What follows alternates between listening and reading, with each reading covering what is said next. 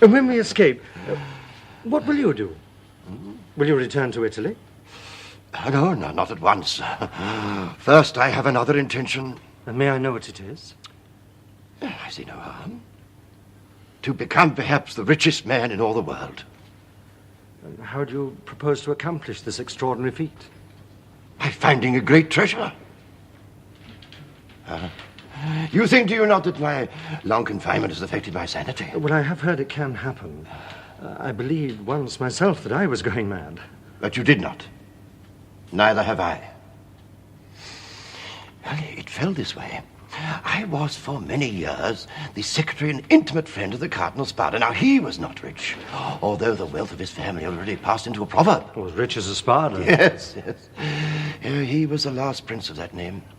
And his magnificent palace with its libraries, it was my paradise. And yet you say he was not rich? No. He lived on the reputation of wealth. But there was a time when this wealth was a reality, and the Spadas were the richest family in all Italy. Then, after the wars in Romagna, Caesar Borgia needed more money to complete his conquest. So he conceived the idea that if he made the Prince of Spada a cardinal, he could murder him and seize the family inheritance. At a banquet one night, the cardinal was poisoned. But in dying, he frustrated Caesar's plans, for he had hidden the secret of his fabulous treasure so well that even to this day their whereabouts have never been discovered. So in outwitting Caesar Borgia, he succeeded in disinheriting his own family? Yes. Although he did so quite unintentionally. In his will, written on a scrap of paper, he wrote, "I bequeath to my beloved nephew my coffers, my library, and my breviary with the gold coins, which I trust he will keep in affectionate remembrance of his uncle." Yes, and the will contained a clue to a hiding place. Yes, but neither the nephew nor any of his descendants ever solved the puzzle that had been set them. Then in 1807, my patron and benefactor died, and he left me the family papers and the library and the breviary with the gold corners. And it was while I was sorting and arranging these family papers that I stumbled quite by chance upon the secret of the treasure. It was in the breviary? Yes, you're quite right. Next day, my enemies arrested me and sent me to prison. And here I have remained ever since. The secret's still yours. Yes, mine alone. Well, I hope to God you'll find it. It's a very poor recompense for all the misery that you suffered. You're a man of good heart, Mr. Dantes. The walls of the Chateau d'If grow thin enough, and they're in your company. But come now, my son, sleep. Tomorrow we will make a beginning.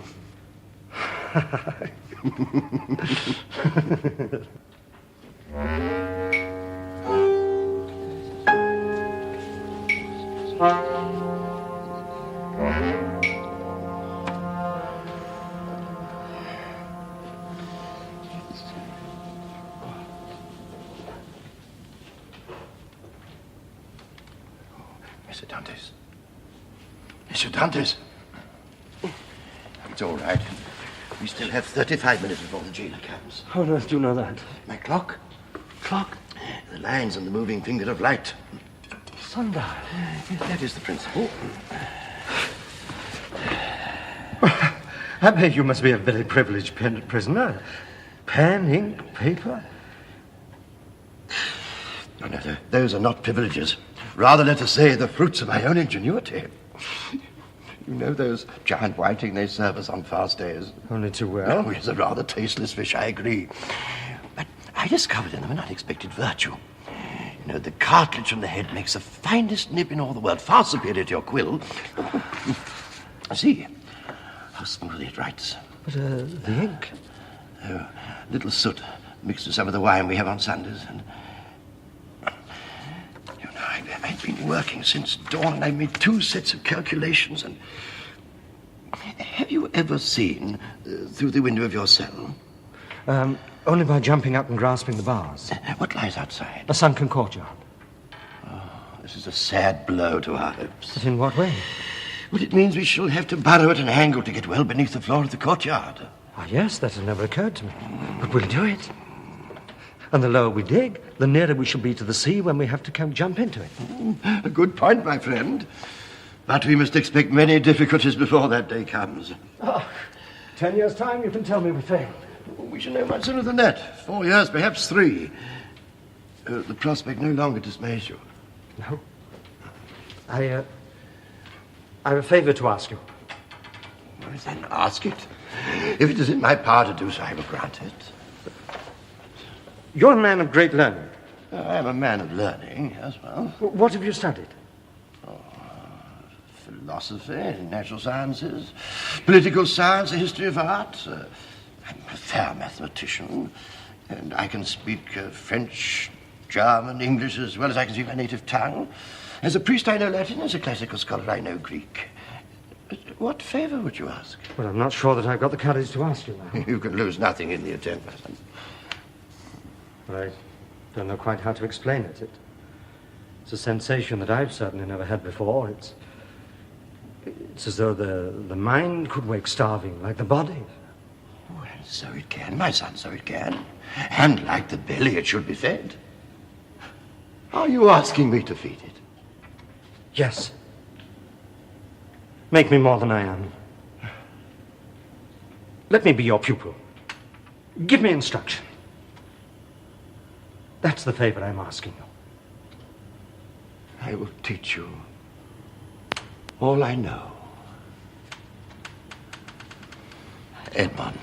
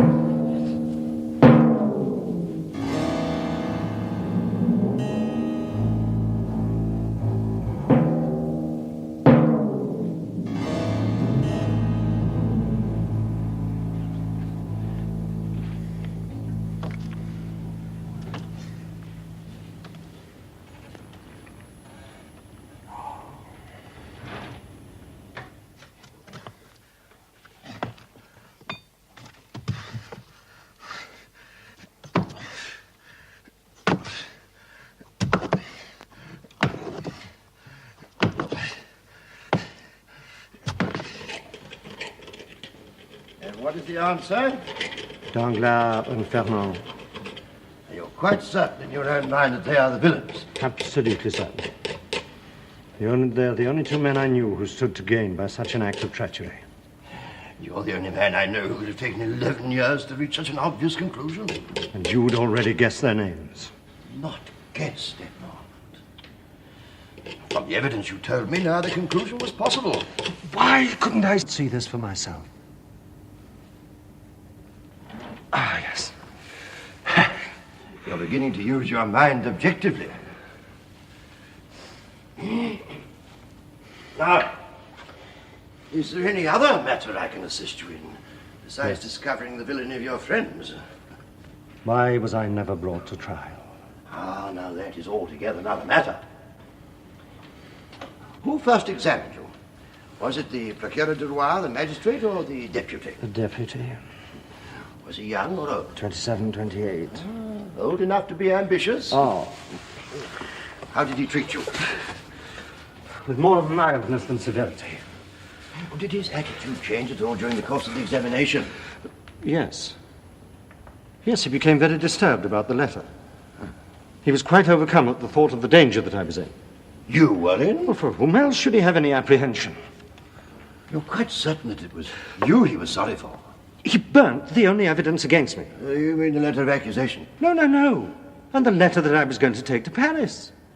He burnt that letter? Before my very eyes. You know, this man may be a greater scoundrel than I first believed. Well, if I go on listening to you, I shall believe that the whole world's full of tigers and crocodiles. Continue. To whom was the letter addressed?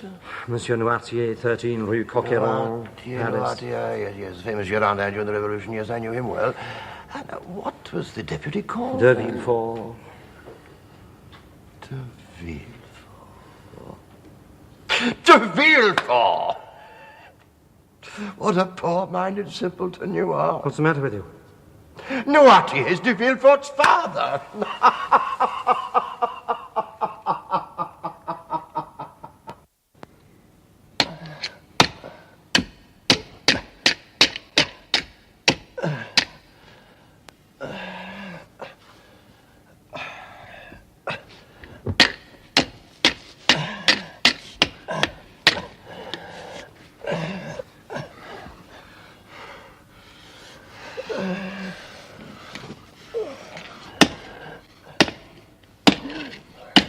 Edmond, listen to me. I showed you the truth because I thought you were man enough to bear it. Oh, dream vengeance if you must. But beware. It is a passion as dangerous as it is natural. It sometimes destroys those who nurse it.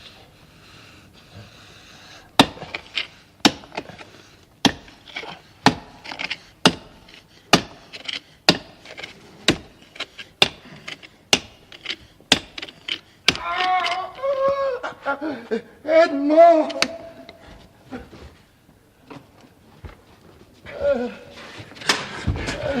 What's the matter? What is it? Abbé! Oh, Abbé! What is it? Oh, thank you. Oh, I shall be all right presently. Well, your lips are blue, your hands are like ice. I've had these attacks before. It will pass. I've never seen you like this before. It was more severe than usual, but do not concern yourself. I only need to rest. No, I shall stay with you. No, Edmond, no. We are so near to freedom. The jailer. I will not leave you. No. If I need you, I will call you. You promise. You promise. I promise. Now go. Go.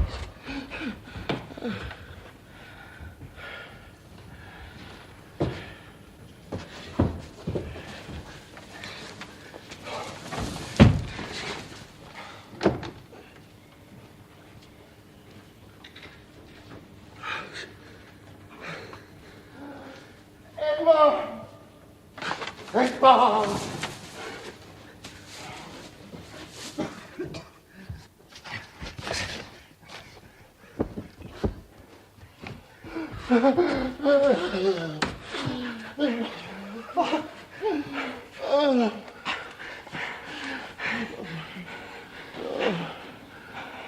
I need not explain. You understand, do you not? Jailer! Jailer, help! Silence! You are lost. No. Just think only of yourself. There is nothing to be done.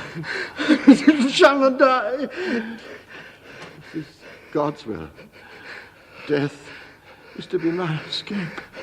My friend, I shall never leave this place without you. You will never leave this place at all if you do anything so foolish as calling the jailer. Listen, Edmond, listen. I have very little time. The treasure must be yours. Take this. Read it. Oh, read it. So much I know you understand.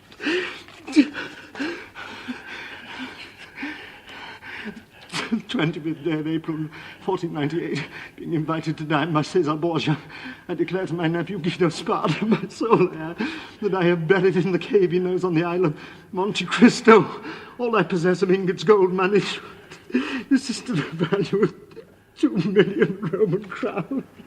He will find the treasure by lifting the 20th rock in the small creek to the east in a right line. Find the treasure, Edmund. It is yours. You who have been dearer than a son. It is my constant. My friend. My friend.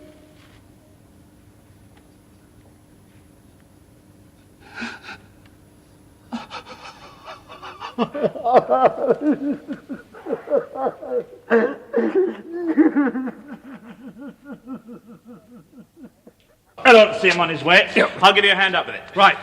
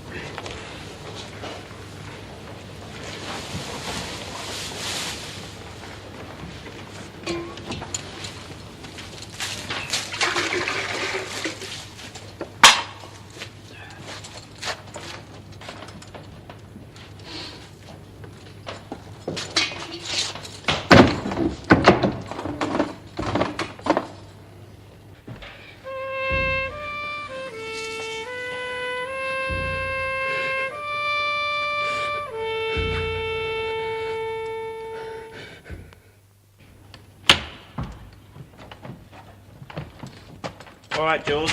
Bring the torch a bit nearer.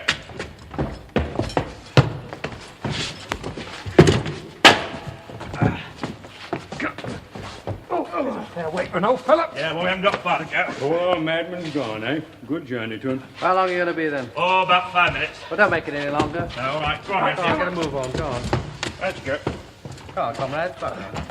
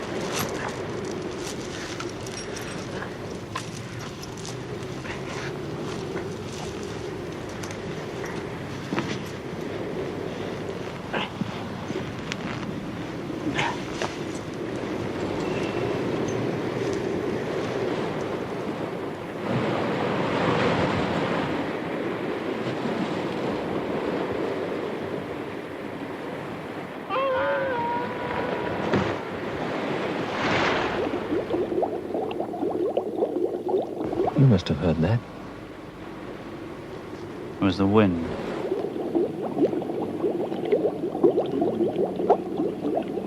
There's a man screaming. He was alive. Well, he's dead now. Come on, let's go.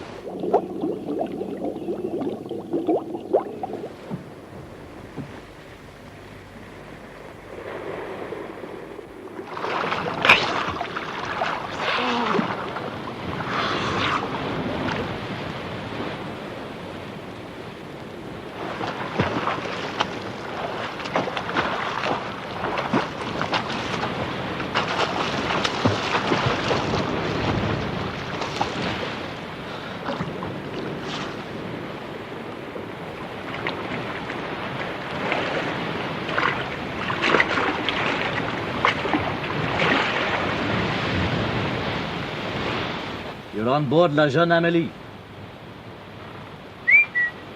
Hey, you're on board La Jeune Amélie. Here, drink this.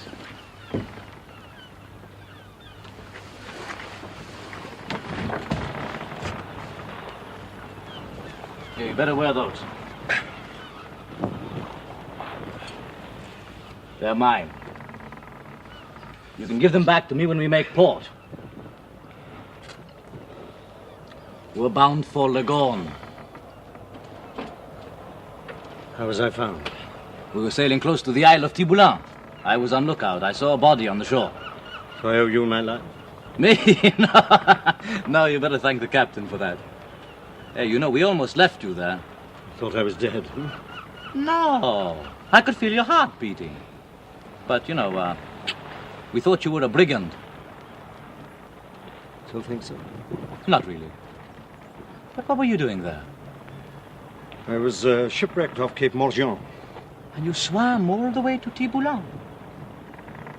Our Lady of the Grotto bore you up in her arms. Yes, I think she must have done. Yeah.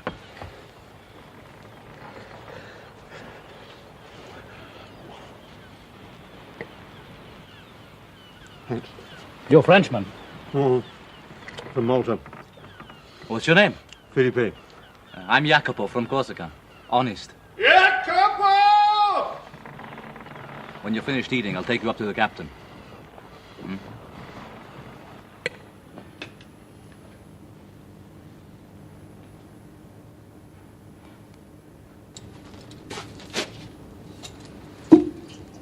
What ails thee, Dantes? Are you ill?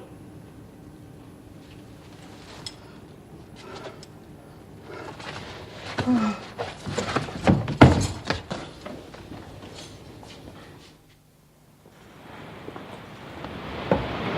you truly a sailor? Yes, and a good one. You know the Mediterranean? I've sailed it since I was a boy. You know the best harbors?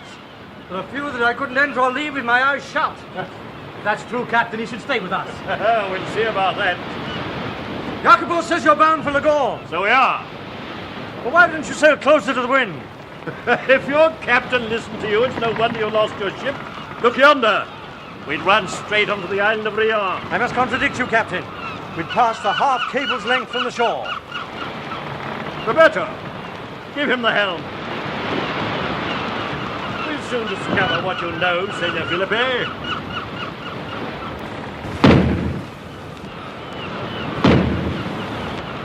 Gunfire. There, Captain, I can see the smoke. Now that's the Chateau d'If. They're sounding the alarm gun. It means a prisoner has escaped. Good luck to him, that's what I say. To the braces! Hold taut! Philippe! For God's sake, man!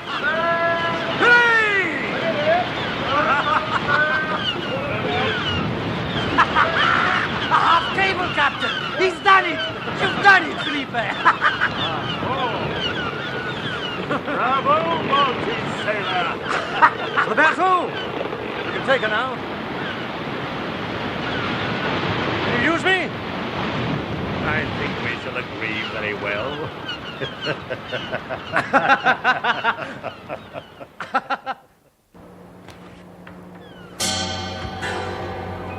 Have some soup, Felipe.